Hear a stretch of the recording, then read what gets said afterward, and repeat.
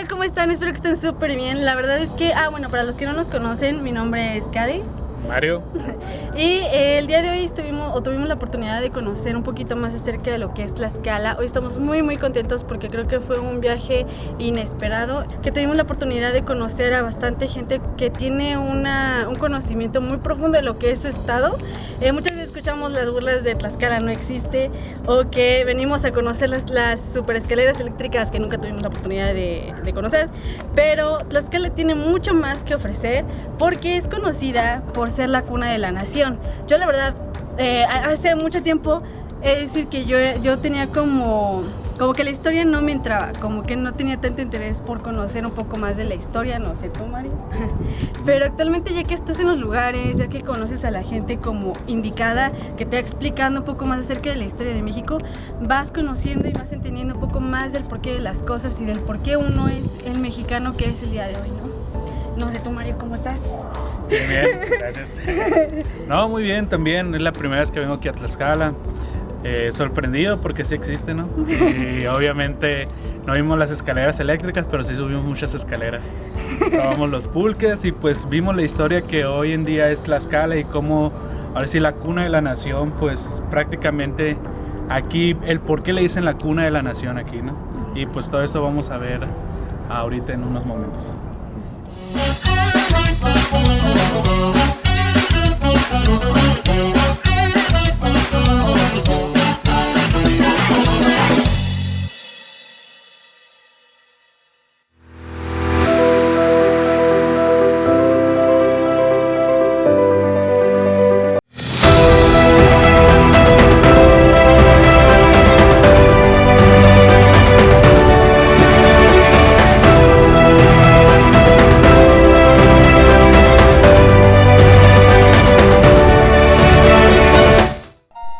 Los españoles arribaron a tierras tlaxcaltecas en septiembre de 1519.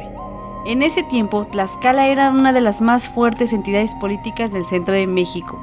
A pesar de hallarse también económicamente aislada y en guerra continua con el poderoso imperio azteca, aunque los mexicas nunca conquistaron Tlaxcala, numerosos hombres y jóvenes tlaxcaltecas perdieron la vida combatiendo, o si eran capturados o sacrificados en los altares de Tenochtitlán.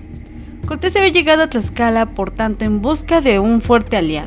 Cuando Hernán Cortés se propuso conquistar Tenochtitlán, estratégicamente viajó vía Tlaxcala con la esperanza de sacar provecho en una enemistad de siglos entre Tlaxcala y el Imperio Azteca. Su táctica rindió frutos. Se forjó una alianza y pronto marcharía Cortés hacia Tenochtitlán, con un gran ejército tlaxcalteca a su lado. Pero ahora sí, amigos, sáquense la botana porque les voy a contar el chisme de lo que significa el nombre de Tlaxcala, que resulta que viene del origen náhuatl, que es Tlaxcali, y le colocaron el término tla, que es para hacerlo en plural, que se llama o que significa lugar de las tortillas, lo cual, ¿por qué? Porque aquí comenzó como lo que es el comercio del maíz, y el maíz que se estuvo propagando pues naturalmente en años más tarde, pues en lo que son todos los estados actualmente, y que 500 años más tarde es algo que seguimos consumiendo, ¿no? Al día de hoy, a quien no le encantan unos buenos tostisquites, y en Sonora se le conocen como Cóctel de elote. Pero bueno, ¿algo más, Mario? No, nada más, ahora con lo que es la historia de Tlaxcala, que el significado, ¿no? Que es lugar de las tortillas. Muchos piensan que es lugar de las escaleras, pero no es lugar de las tortillas. Es broma, ¿eh? No, y una de las cosas que vimos aquí fue cómo se fundó también Puebla a través de Tlaxcala. Y eso fue muy importante porque es la manera en como los 4 señoríos que fueron de aquí hicieron trato con los españoles, y gracias a eso pues ellos cuidaron sus tierras, y obviamente los españoles se van a unas tierras un poquito más lejanas que Tlaxcala, la cual fundan Puebla de Los Ángeles. Eso es muy interesante, Carla. Sí, la neta es muy muy interesante, pero les vamos a seguir contando un poco más en otro lugar. Si quieren conocer un poco más a fondo la historia de este lugar, les recomendamos visitar el Palacio de Gobierno del Estado de Tlaxcala. Ahí ustedes pueden encontrar los murales de don Desiderio Hernández Xochitliontzin, un muralista proveniente de Tlaxcala, quien pasó la mayor parte de su vida retratando estos murales, en donde ustedes pueden observar la historia de Tlaxcala poco a poco. Si ustedes tienen un guía, aprovechen al realizar todas las preguntas porque la verdad es que la historia es muy vasta y súper interesante.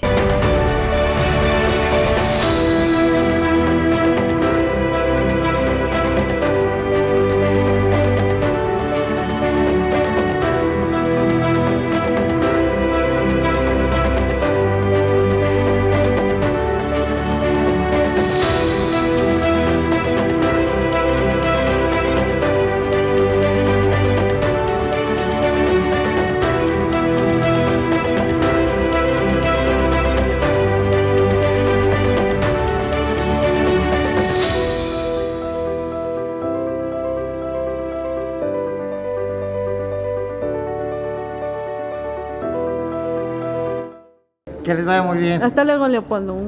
Hasta luego, fue un placer. Fue un placer.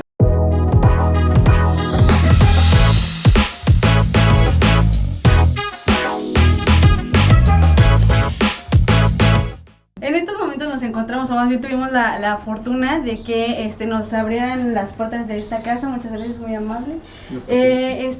Aquí era la casa donde también se encontraba el muralista, Isidro Hernández.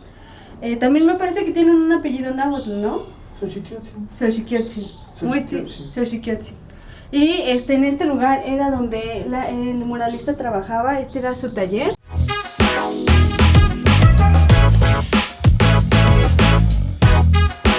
Por ejemplo, ¿qué nos puede decir de Tlaxcala?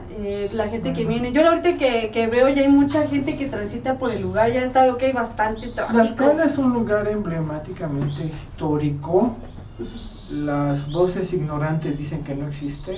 Mentira. Si existe en México es gracias a Tlaxcala también. Y es un lugar muy bonito, muy pequeño, pero que tiene rincones bien interesantes. Y uno de esos rincones es donde Isidro Hernández Xochiquiotzi, ¿no? A él le debemos, y una de sus muchas lecturas de sus murales, pues es eso, que Tlaxcala aporta a México un bagaje histórico muy importante, ¿no? Y a Tlaxcala pues no se le echó justicia, ¿no? Sobre todo esos tlaxcaltecas del siglo XVI, que todos esos tlaxcaltecas, y eso es a juicio propio, son héroes de la patria. Ellos forjaron nación también. Las 400 familias tlaxcaltecas que se dieron en el siglo XVI al norte, pues ellos defienden identidad, y curiosamente donde llegan las familias tlaxcaltecas, excepto Oklahoma, excepto Texas, no fueron absorbidas por el destino manifiesto de los gringos, de los norteamericanos, ¿no? O sea, Monterrey, Coahuila, fueron lugares defendidos por los tlaxcaltecas también, y ahí no llega la doctrina Monroe. Wow. O sea, los tlaxcaltecas del siglo XVI también son héroes de la nación, antes del padre Hidalgo y de los independentistas, que en este caso pues es el gran mito, ¿no? Que la independencia y los mexicanos, no, la independencia la hicieron los españoles, nacidos en México, porque no tenían los mismos derechos que los españoles peninsulares, eran vistos como menos, y ellos se rebelaron, así como la mal llamada conquista, no. Eso fue el derrocamiento del imperio azteca por parte de los propios indígenas y de otros señoríos. La conquista no existe. Esas son las lecturas que se desprenden del estudio y del trabajo de Isidro Hernández Xochiquiotzi. Y por ejemplo, ¿qué nos puede decir de esa unión que hubo de los tlaxcaltecas con los españoles? Pues es la oportunidad. Mira, los tlaxcaltecas nunca estuvieron bajo el dominio azteca, a pesar de haber sido sitiados por más de 60 y tantos años. Pues fue un pueblo muy fuerte, ¿no? Los tlaxcaltecas no tenían sal porque estaban bloqueados económicamente, pero resistieron. Llegan los españoles y la historia oficial pone a los indígenas de México como unos crédulos a las profecías de Quetzalcóatl y del regreso y todo eso, ¿no? Pero no, los tlaxcaltecas vieron una oportunidad de derrocar al imperio azteca, y no fueron los únicos, también los totonacos, muchos señoríos y diferentes reinos que sí estaban bajo el dominio azteca, se unieron a los españoles para derrocar a los Eran españoles. 7 señoríos, ¿no? Más importantes. Aquí en Tlaxcala no, nada más No, 4, no, había otros menores. En general. Bueno, esto ya es un estudio más profundo de la historia, pero había diferentes reinos. Por ejemplo, Cholula pues sí estaba sosegada por los aztecas y eran aliados, ¿no? Los aztecas tuvieron una poquísima visión, y lo siento por las visiones centralistas de México, que los ponen como las grandes víctimas históricas, sino los aztecas no pudieron confederar una identidad o una nación. Ellos se conformaron con dominar y pedir su impuesto. Exacto. Nada Sí, era lo más. que venía, ¿no? Con su cuota de sangre, porque sí era una cultura muy sangrienta, ¿no? Y ya, pero no tuvieron visión más allá de hacer un reino total. Y por ejemplo, ¿por qué dicen que en Tlaxcala se quiere mucho la Malinche? ¿O por qué Lo que pasa es que la Malinche, incluso hay un adjetivo peyorativo del que se dice malinchismo, la gente que supuestamente ama todo lo extranjero. Y eso es un gran mito también. Así como a los tlaxcaltecas se les tenía por traidores, a la Malinche también. Pero la Malinche fue una mujer, la gran Tiashka, yo sí la tengo, de este país. Ella desde su desde donde le tocó estar, porque ella como mujer entonces no tenía tantos derechos, no existía ese feminismo recalcitrante, odia a hombres como existe ahora. Pero la Malinche incluso ella fue vendida como esclava y ese gran talento que tuvo para las lenguas, porque ella fue una gran conocedora de las lenguas indígenas, desde maya, totonaco, náhuatl. O sea, ella fue la traductora de los españoles, pero desde ese punto ella también forjó patria, ¿no? Tuvo un hijo con Hernán Cortés, se pierde en la historia el famoso Diego, pero ella desde su puesto de poder ayudó a su gente. Sí, pues ella no traicionó a nadie, ella no era azteca, ella no tenía ningún tratado con los aztecas, ninguna alianza con los aztecas. Ella la usó la historia y la ponen como si traidora, mala, pero mentira, no. Ella también forjó tuvo patria. Que sobrevivir prácticamente. No, y ella forjó patria, ayudó a su gente. Cuando le iban y le pedían ayuda, los indígenas sabían con quién dirigirse para pedirle ayuda. No, de hecho dicen que por ella se salvaron muchas de las familias aquí en Tlaxcala, ¿no? Los apellidos, ¿no? Que no se de hecho, bueno, Tlaxcala al momento y por la alianza adquiere algunas prerrogativas con los españoles, y una de esas es que Tlaxcala conserva su identidad y su gobierno. No es absorbida como Tenochtitlán, que incluso hasta las piedras de sus pirámides fueron utilizadas en edificios españoles, ¿no? No, el caso de Tlaxcala fue diferente, ¿no?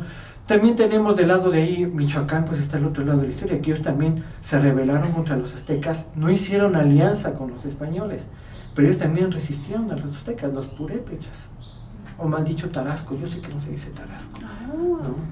Pero sí, esa es parte de nuestra identidad, y esa es la lectura que nos da los murales de Don Desiderio. O sea, no solamente son colores bonitos, y qué hermoso, o sea, el arte es una experiencia visual y sinestésica, o sea, implica todos los sentidos, pero en este caso también implicó, y ese es también uno de los mensajes del muralismo mexicano, la historia, el arte para todos, el arte para el pueblo, el arte didáctico para dar a conocer tu historia, que hay unas grandes diferencias, ¿no? O sea, Diego Rivera, el gran baluarte del arte mexicano, pone, por ejemplo, a un Hernán Cortés sifilítico, deforme, y tú dices, sí, este fue el gran conquistador del gran imperio azteca.